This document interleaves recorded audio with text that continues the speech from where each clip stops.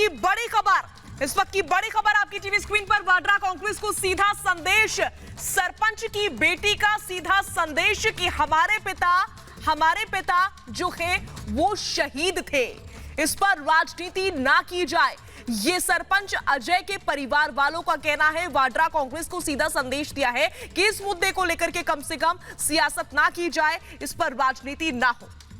और हमारे साथ इस वक्त जम्मू कश्मीर के पूर्व डीजीपी एसपी वैद्या जी जुड़ चुके हैं। एसपी वैद्या साहब, बहुत बहुत स्वागत है आपका। वैद्या साहब, लगातार सुरक्षा बल कार्रवाई कर रहे हैं, एनकाउंटर कर रहे हैं, तमाम आतंकवादी रोज मारे जाते हैं, लेकिन आतंकवादियों द्वारा यह कायराना करतूत, वहां के सरपंच अजय पंडिता को मारना, क्या उनकी बौखलाहट को दर्शाता है या फिर वो घाटी में फिर से खौफ पैदा करना चाहते हैं?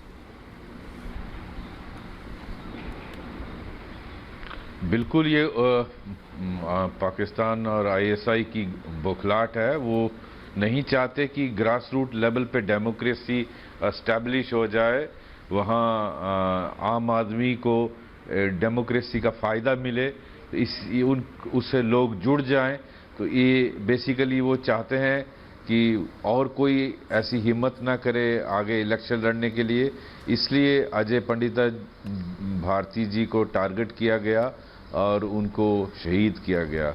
और ये आज नहीं, पहले भी बहुत कोशिशें हुई हैं कि किसी तरीके से कश्मीर के आम आवाम को डेमोक्रेसी के बेनिफिट से डिप्राइव किया जाए, उनको इसके फ़ायदे ना मिलें।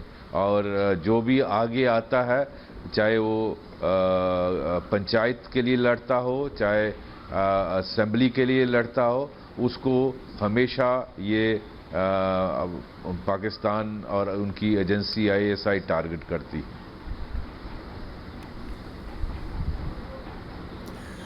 सर, हमने देखा किस तरीके से अजय पंडिता के साथ क्या हुआ, लेकिन हमें यह भी मालूम है कि अजय पंडिता को इससे पहले भी धमकियां मिलती रही, बावजूद इसके वो रुके नहीं, वो कश्मीरी पंडितों की मदद कर रहे थे। उनकी बेटी का भी बाद में यही कह रहा था। तो क्या हम ये समझे कि घाटी में जो आतंकवादी हैं वो कश्मीरी पंडितों को जानबूझकर टारगेट कर रहे हैं, निशाना बना रहे हैं?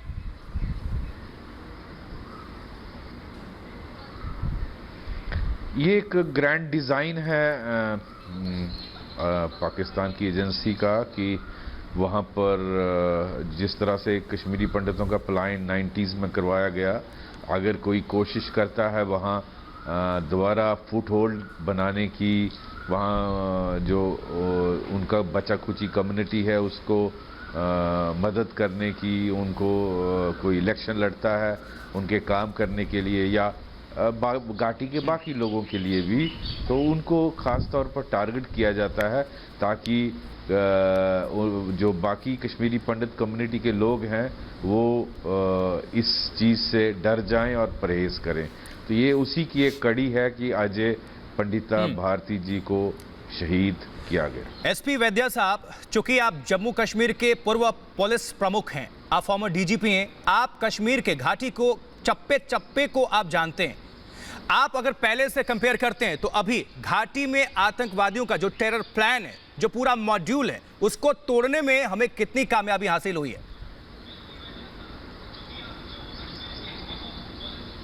काफ़ी, अगर आप देखें पिछले कुछ वक्त से काफ़ी एनकाउंटर हो रहे हैं। जेएनके पुलिस और सिक्योरिटी फोर्सेस, आर्मी मिल के किस तरह से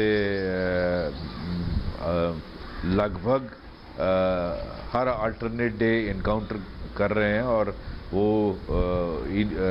टेररिस्ट की इंफॉर्मेशन जनरेट करके उनको प्लान करके उसको अच्छी तरह से एग्जीक्यूट किया।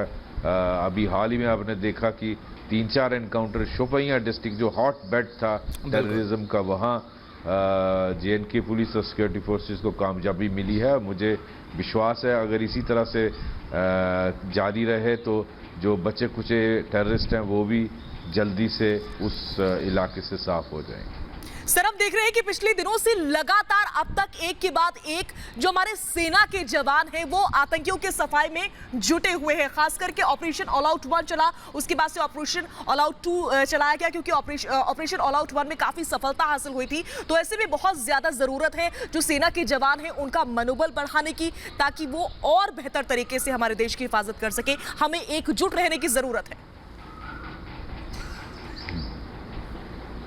बिल्कुल सही है। और सेना का मनोबल और वहाँ जो पैरामिलिट्री फोर्सेस हैं और जे.एन.के पुलिस है एकदम बढ़िया है, और मिलकर वो एकजुट होकर ये सारी कार्रवाई कर रहे हैं। इसी से बुखलाहट पार होती है, जिससे वो ये सारी इंसिडेंट करने की कोशिश करते हैं।